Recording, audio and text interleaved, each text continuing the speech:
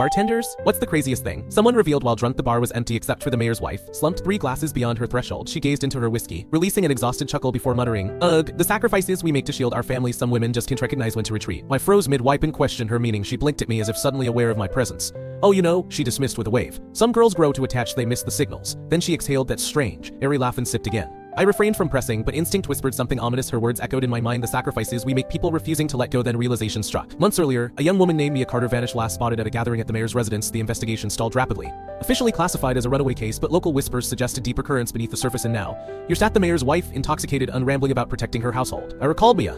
I knew her in that familiar way. When you share a hometown, she was slightly younger, frequently surrounding my sister and their companions. I remembered her disappearance night because my sister had arranged to meet her, but got grounded unexpectedly. I remembered my sister's days of tears afterward, insisting something felt disturbingly wrong, and I remembered how the community simply proceeded forward as if Mia had never existed. As if her absence meant nothing. The following day, I began inquiring, checking if anyone still thought about me, and my regulars shrugged it off as ancient history. But when I mentioned it to Hal, our sheriff who frequented the establishment, he warned, "Some matters deserve burial." That statement eliminated everything. I commenced digging, unearthing an old yearbook photograph of Mia, comparing it against social profiles, trying to trace her. Nothing. She deep in a race. Then I investigated the mayor's family extensively, examining property records, receipts, anything accessible. That ass when I discovered it. An isolated cabin on town outskirts, owned by the mayor's sibling. A place shrouded in silence. Something urged me forward, so I ventured there that evening. The structure was deteriorating, windows sealed, but inside lay an old mattress, food containers, recent occupation evident. Then, in the bathroom, something gleamed. A bracelet bearing the name Mia, inscribed inside, conclusive evidence. I wasn't foolish enough to approach local authorities. Instead, I broadcast everything online: the bracelet, property documents, even testimony from an unnamed source, claiming the mayor's wife's drunken admission. The story ignited national coverage ensued within days.